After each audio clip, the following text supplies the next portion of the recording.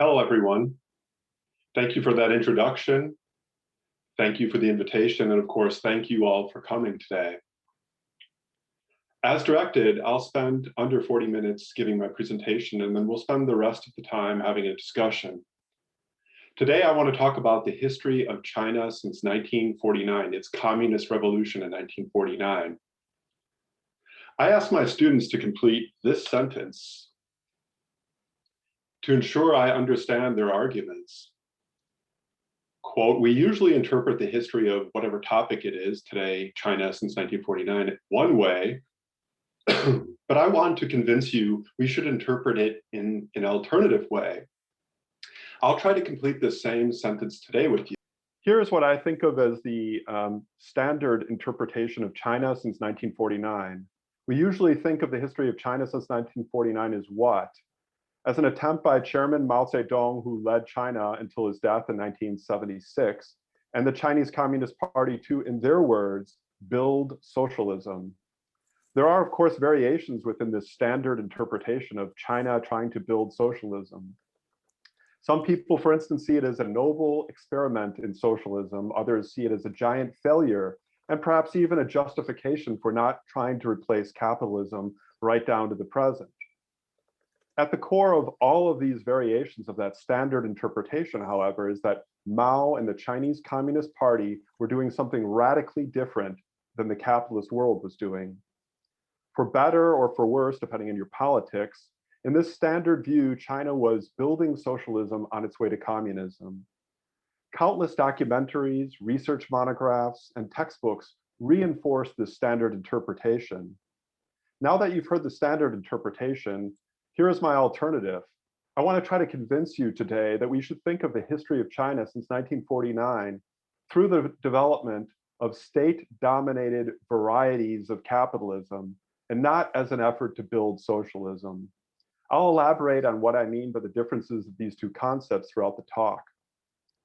The title of my book here makes my alternative argument explicit: Unending Capitalism.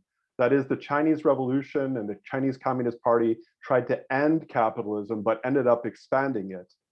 The Communist Party was destroying or negating its communist revolution throughout its history, even on its own terms. So my alternative argument is that state-led varieties of capitalism, rather than socialism, were, and in fact remain, the driving force in China right down to the present. I want to make my case not by debating concepts, but through ordinary life, specifically the spread of mass consumption or consumerism and the implications of that spread since 1949. For me, the spread of consumerism means three things. First, it means the mass production of consumer products such as bicycles and bicycle brands such as those pictured here on this slide. Second, the spread of discourses. Consumerism involves the spread of discourses about products in popular media. Often long before people have a chance to actually acquire something, they've already started to encounter mass-produced things through advertising and movies. Seeing these products all around them then teaches people to associate consumer products with specific kinds of meanings, such as those here. The one on the left, for instance, that this or that brand of toothpaste would give you a better smile, or in fact, that you needed to worry about the quality of your smile, the whiteness of your teeth to begin with. Or in that screen grab of a very famous film there on the right, that having a leather jacket made one fashionable. Third, by consumerism, I mean that people start to create and communicate hierarchical identities through these things, such as that people with wristwatches were more sophisticated than their peers, as these women sent from Shanghai to the countryside may have thought. So through a history of consumerism, I'm going to try to convince you that the history of China since 1949 looks more like a history of the development of capitalism than of building socialism. I'll try to make my case today in four parts. First, I'll examine consumerism by looking at the spread of one of these three luxury products that became the most sought after and most desired luxury products in China in the 1950s, 60s, and 70s, wristwatches. For the young people in the audience who don't know what that is, that's the thing on the left.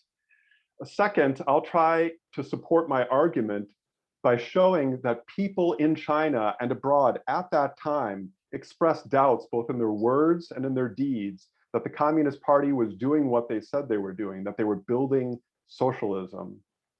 Third, for most scholars, the Cultural Revolution decade of 1966 to 76 was the last radical attempt to build socialism in China. But I want to show how the Communist Party policies, even at the height of the Cultural Revolution in the late 1960s, expanded rather than dented, much less destroyed capitalism. I'll attempt this reinterpretation of that period by talking about the Mao badge fad, when hundreds of millions of Chinese sought to acquire billions and billions of badges like those pictured there on the right of your screen. I'll conclude by discussing why I think changing our interpretive framework from one of socialism to capitalism is worth your time and my effort. That all may have sounded a little bit abstract. I haven't checked to see the participant numbers and whether it's dropped off after those abstractions. So here, let me use an anecdote to illustrate what my argument is going to be today. Sometime in the 1970s, a guy named Chen Yilin began his journey as a wristwatch owner when he bought a regional wristwatch brand, a Yangcheng, like the one pictured there on the left of your screen. At that time, people were only beginning to own watches, so his colleagues envied his Yangcheng watch. Their envy suggests to us that Chen's watch had more uses than simply telling him the time of day. Watch ownership also communicated status. Envy led his colleagues to want and acquire watches of their own. But his colleagues bought a more fashionable brand of watch, a Shanghai brand watch like that one pictured there in the middle of your screen. Chen began to feel a little bit self-conscious and even envious. One colleague even told him point blank that nobody wears a Yangcheng watch anymore. He soon gave in to this sort of peer pressure by replacing his perfectly functioning watch for a Shanghai that carried more status. Chen's material desires continued to expand during this period. He remained vigilantly brand conscious. At the end of the 1970s, when Japan's Citizen watches re-entered the Chinese market, Chen became the first at his workplace to acquire this latest fashionable brand as Citizen, like the one pictured there on the right. I collected countless anecdotes of people wanting and obtaining watches and other luxury products from archives, newspapers, interviews, and even internet blogs. How can such stories help us reinterpret our subject, the history of China since 1949? I examined the spread of material desires such as those by Mr. Chen, and I concluded that the spread of mass-produced things and the desire for them was the demand or consumption side of industrial capitalism, including the industrial capitalism going on in China. It was easy for me to find evidence when I looked. Check out this slide here. This shows the proliferation of watch brands across China since 1949, like that earlier slide showed you the proliferation of bicycle brands. You don't need to be able to see the details to see the increase in watch brands. Not only was there a spreading number of brands, but there were spreading styles as well. Shanghai, this most famous domestically produced watch brand, had 100+ different faces. In my interpretation, watch brands and fashions helps create the hierarchies through products that is critical to consumerism. By now, some of you might be wondering, so what? Is this really that surprising? As China industrialized, of course, the country made more and more consumer goods. But I ask you to think about what were the implications? I think who gets what, that is, how society distributes what it creates, tells us a lot about a society. Who got the first wristwatch, bicycle, and sewing machine? Then the next one, the one after that, and so on. And what were the implications of how these things were distributed? I concluded that the Chinese Communist Party was not building the egalitarian democratic socialism of its claims. Rather, the Communist Party was building the exact inequalities associated with industrial capitalism.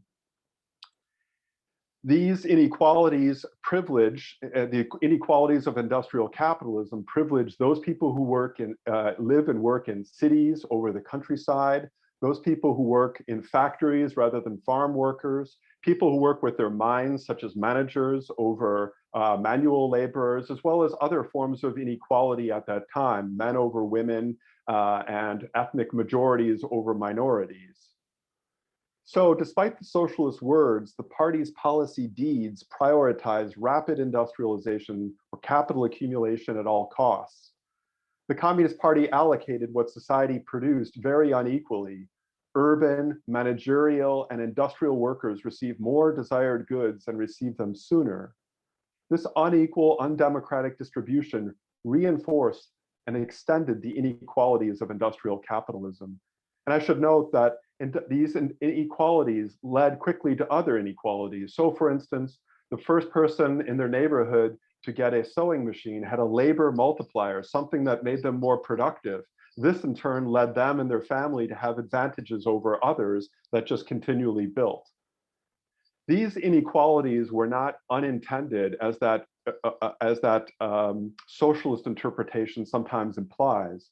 Rather, these inequalities were the direct result of state policies and priorities. So I think we should interpret these inequalities as predictable outcomes of industrial capitalism, rather than the way the standard interpretation I told you about earlier, that socialist interpretation or building socialist interpretation would have it. They would have this as unintended consequences. I think of as like oopsies, like, oh, we tried to do this and oopsie, these other things sort of happen. That is in fact what the Communist Party claims then and now, that these were temporary, necessary evils, but wait for it, wait a couple of months, as they sometimes estimated, or a couple of decades, or now even centuries, and all of these inequalities will disappear and we'll have transition from socialism to communism. Of course, not all capitalism is the same, particularly when it comes to the role of markets versus state planning, private versus state ownership of capital, and the role of the state generally. The Chinese state exercised extensive control over what was produced and who got to acquire it first. State control was so extensive that I use the term state consumerism as a correlate of China's state-led capitalism. At times, the state aimed to control all three aspects of consumerism that I mentioned to you earlier. The state tried to control what was mass-produced, what sort of discourses were circulating about those things that were produced, and the sorts of hierarchical identities that people were starting to communicate through the consumption of those things.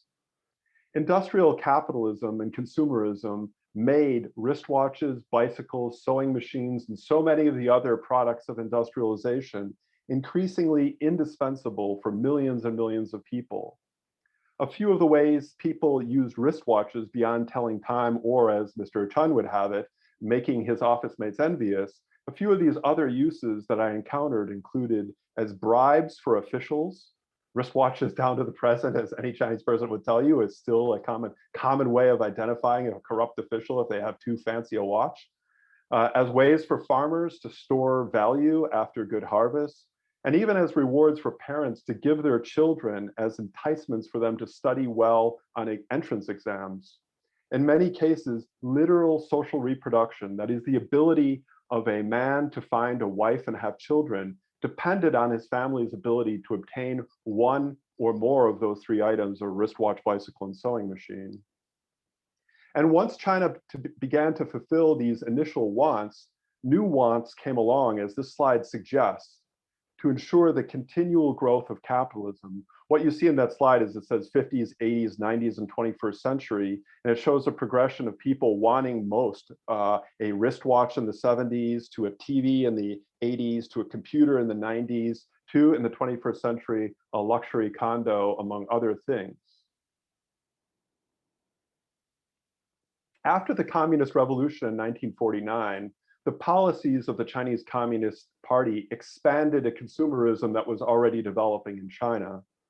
The Chinese state developed consumerism in ways that private capital may not have otherwise attempted for decades. It takes a lot of resources, for instance, to set up a national chain of stores. Long before private capital in the form of companies such as Walmart arrived in China, Communist Party policies helped create a network of bookstores and department stores in every province, county, and town. Here are a couple of illustrations of the two biggest and most famous department stores in China. The one on the left is from Beijing, and the one on the right is from Shanghai. Unlike the slide, the vast majority of these thousands and thousands of public stores carried only a few items. But the Communist Party began to set up economies of scale for mass production, distribution, and consumption of these mass-produced goods. They did a lot more than that, though. The Communist Party also trained state employees in stores such as this one in new ideas about customer service, including that the customer is always right, and even that store workers should smile, as this guy on the left has not only been trained to do, but he's training other state employees, a group of them on the right there, to do, that this is what service should look like. We can find in China many or all of the things that we associate with consumerism in market capitalist countries such as the United States. There were efforts to justify advertising, which the state regulated but never eliminated. And there was a state-sponsored proliferation of fashion trends, including this Soviet-inspired trend from the late 1950s, pictured there on the right. State media promoted these sorts of fashions, including in magazines such as this one pictured in the middle of your screen. What you can't see is that the name of a remote school's library is stamped there in the middle of that. For me, that suggests just how far state consumerism reached. So in other words, once again, long before private capital would have been sending newspapers or magazines to places that couldn't otherwise afford them, the state and state media is sending out ideas of what people should look like to look fashionable, what sort of products that they should consume, and what consuming those products might convey. The Communist Party called anything and everything that they were up to socialist. Even advertising and fashion, they floated the idea that there was a socialist commerce, a socialist advertising, and a socialist fashion.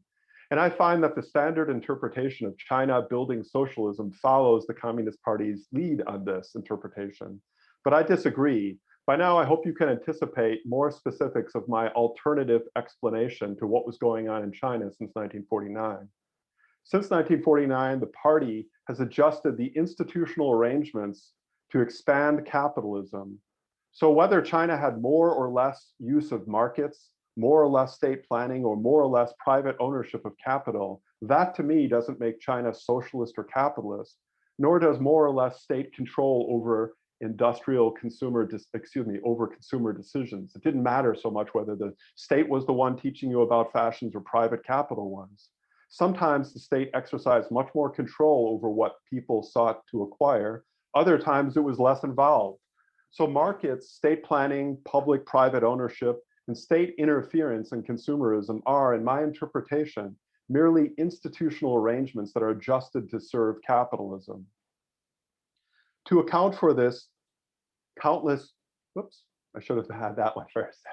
To account for this, these endless combinations of institutions that facilitate the expansion of capitalism, I see all forms of industrial capitalism in China as somewhere on a moving point on a spectrum of state to private control over industrial capitalism. So at one end of your spectrum, you'd have a complete state domination over everything to do with the expansion of capitalism, something you never saw in China. And at the other extreme, you'd have Milton Friedman's dream of total private or total market control over the development of capitalism. So what we saw and what we see, and I'm suggesting in China, is that China is moving at the state end of that spectrum, but moving from a variety of different places. I'll explain in a bit why I think that's important to conceptualize what's going on in China that way. I think, though, before then, I'd like to say that the sources led me to my interpretation. In this second part of my talk, I'll discuss how the state produced doubts about what it was building. Again, said it was building socialism, but is that what everybody really thought? I found people at all levels of Chinese society who picked up on the contradiction between the Communist Party's socialist words of egalitarianism and the capitalist policies leading to more and more inequalities of the sort I spoke about earlier. We can debate the meaning and use of concepts such as capitalism and socialism in our present, but I also wanted to know what people thought was going on at the time. The standard interpretation of China often assumes that people thought that whatever the Chinese Communist Party was up to was part of its building of socialism. State sources insist on it. Sure, some of the beneficiaries of state policies likely thought this to be the case, such as those who got the first wristwatches. Perhaps they thought, wow, this socialism stuff is wonderful. Or perhaps those who worked as the labor aristocracy in state factories, the most privileged workers in China at that time. But I found it easy to find pervasive doubts that led me to doubt the standard explanation that China was building socialism. Uncovering such doubts helps counter the assumption that is standard in the standard interpretation that Chinese people on the street, no matter what was going on and what sort of contradictions I'm pointing out, that they thought they were building socialism. Instead, I find that doubts pervaded all levels of Chinese society. Sometimes these doubts were explicit, such as when Mao Zedong told the famous American journalist Edgar Snow in 1965, he told Edgar Snow that, quote, "The children are negating the communist revolution and restoring capitalism." And Mao's use of this term negating revolution, incidentally, is why that appears in the footnote, that it's their own words, their own interpretation also, that they were looking at what was going on in China and saying, holy crap, or at least there's a strand of those people looking at what's going on and saying, we're not building socialism, we're undoing the goals of our own revolution. Other times, the actions of people conveyed doubts. So in other words, not just their words, but also their actions conveyed that they had doubts about the Communist Party's interpretation. Workers who went on strike, for instance, in factories, or workers who conserved their labor when they were at their state job, but then sold that labor, that extra labor power at private factories. And we can certainly find the usual weapons of the highly exploited rural weak. People in the countryside who hid, ate, and stole grain, for instance. All of these actions express doubts. The Communist Party spread doubts indirectly with their policies, but also directly with their words. The party itself, for instance, had a nickname for private factories that operated within public factories. They called them socialist factories by day, capitalist by night. In 1963 and 1964, the Communist Party disseminated across the country and around the world lengthy criticisms of the Soviet Union. In the 1950s, the Soviet Union had been the model of what China wanted to build as a socialist state. But by the 1960s, Chinese leaders had begun to criticize the Soviet Union, criticize it as a cautionary tale, a socialist country that had restored capitalism.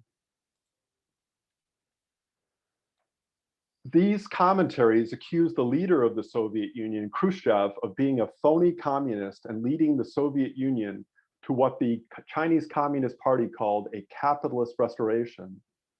Nearly everything, however, that these criticisms identified as telltale signs of capitalist restoration that the party was saying was going on over there in the Soviet Union and that was leading to this restoration of capitalism, just happened to also be going on in China at that very same time. China also had massive amounts of gray market activity, including those underground factories that I just mentioned. China also had widespread corruption among government workers who led lavish lifestyles, and even had the reemergence of local labor markets. So with these criticisms of the Soviet Union, I see the Chinese Communist Party as providing the population with a vocabulary to criticize what was actually going on, not over there in the Soviet Union, but also right there in China as well. In doing so, of course, the Communist Party also helped create doubts over what they were building in China, that they were building socialism. Doubts are easy to find, so I think that if we keep an open mind on what our subjects may have thought they were building, we can identify alternative explanations of the history of China since 1949, such as the one that I'm trying to suggest to you today.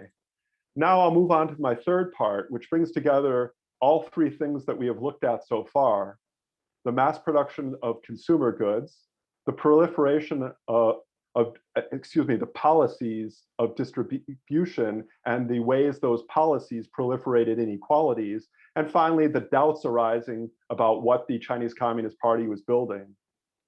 The combination of these topics helps us reinterpret the specifics of a time mostly associated with building socialism, the great proletarian cultural revolution. Here are some standard images of the Cultural Revolution that you could find pretty easily using Google, as I did.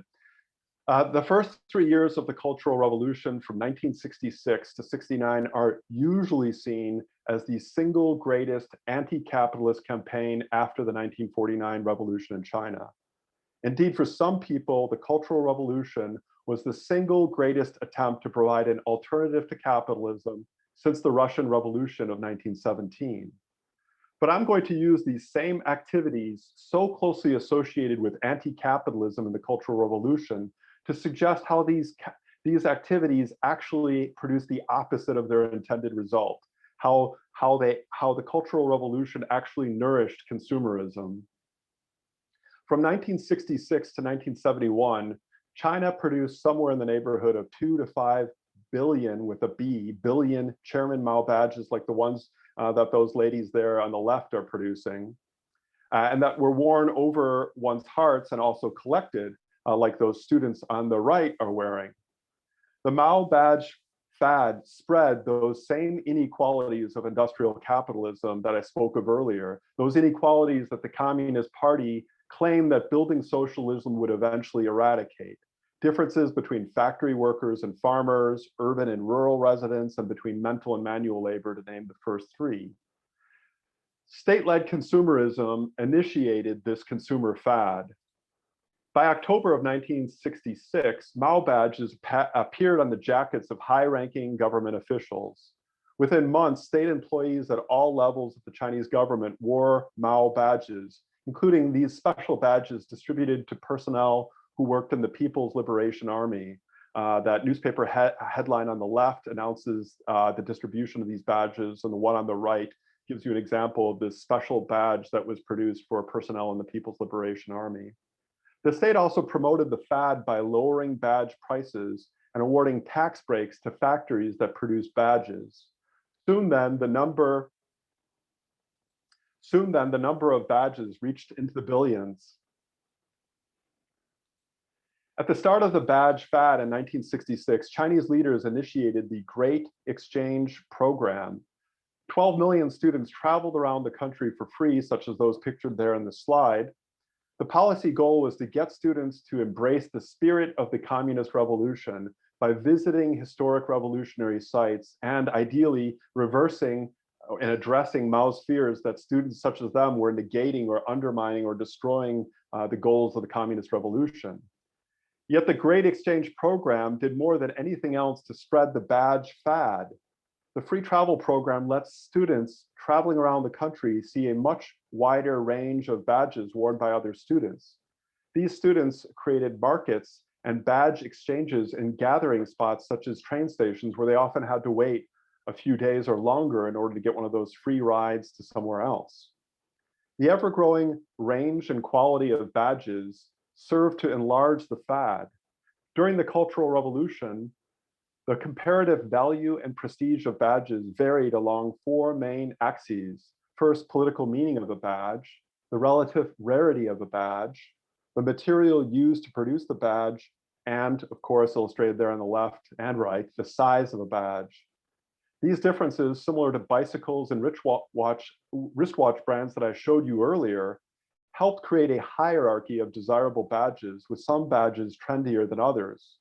Size, for instance, eventually became so important that as the fad grew, smaller badges were often recycled to make larger, more visible, more valuable badges. As I discussed with watches, consumerism, like capitalism, is self-expanding and compulsory. Badges became a compulsory item to have for reasons such as those listed here on the slide. Of course, many people wanted badges for their express purpose, that is, to personally express loyalty to Mao and the Communist Revolution. Others wanted badges to signify inclusion in a group, such as a rebellious Red Guard group, their uniform pictured there on the left. For many, badges had practical uses, including as bribes and gifts. This model worker on the right was given most of these badges that you see pinned to him. And of course, they also wanted badges to collect the biggest, most unique, hardest to find badge as a form of conspicuous and competitive consumption. The Mao badge economy contributed to another shift along that spectrum that I spoke of earlier, that spectrum of varieties of capitalism, from more state control to less. And here's how. The state had trouble controlling the supply and meeting all that demand for badges. So semi-legal and illegal production led to the biggest influx of the numbers and thousands of variety of badges.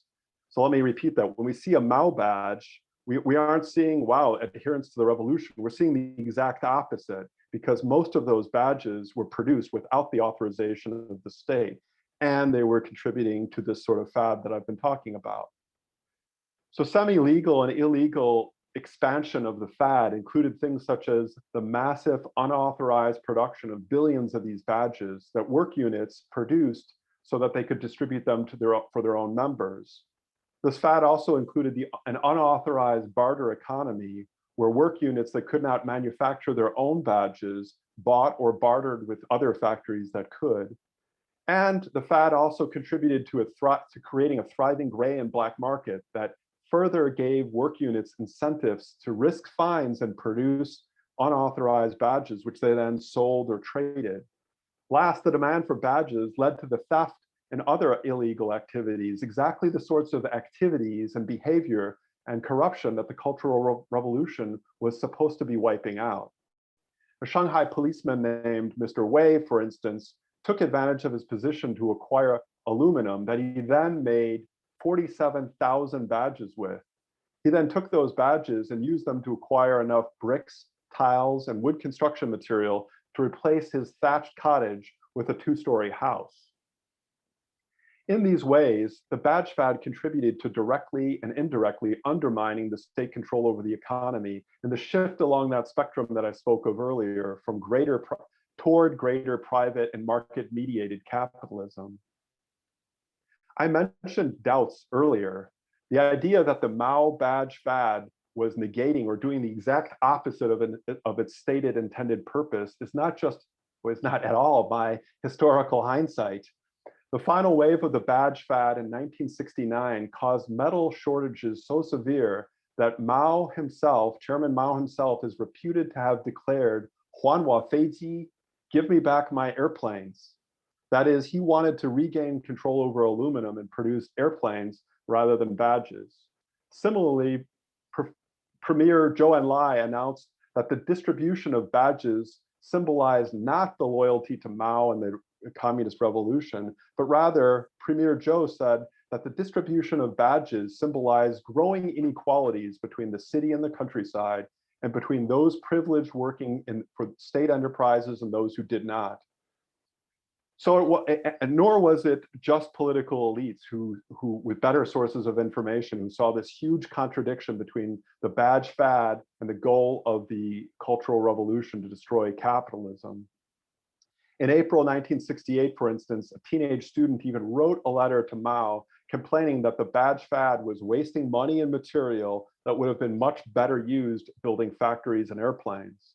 In sum, then, the badge fad helped negate the Communist Revolution by expanding the desires of people benefiting the most from state-led industrialization, by heightening inequalities through their unequal distribution, by boosting production outside of state planning and shifting towards a more market-mediated form of capitalism, and by spreading doubts about what the Chinese Communist Party was actually building.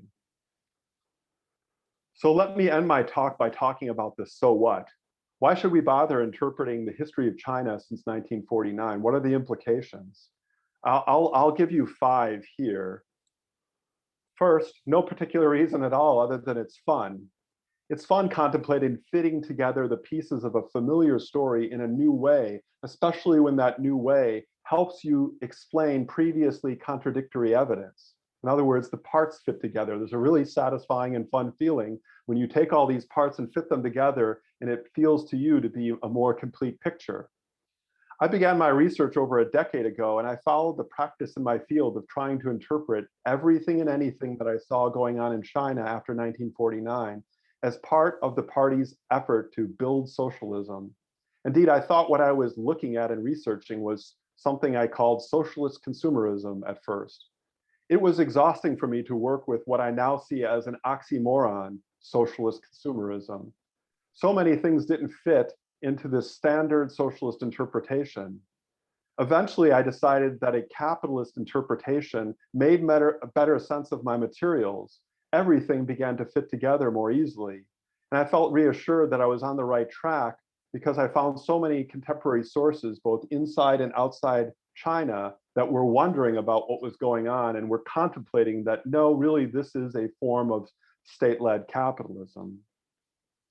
Second, the capitalist interpretation helps explain parts of the PRC's history, the People's Republic of China's history, that contradict the socialist standard interpretation.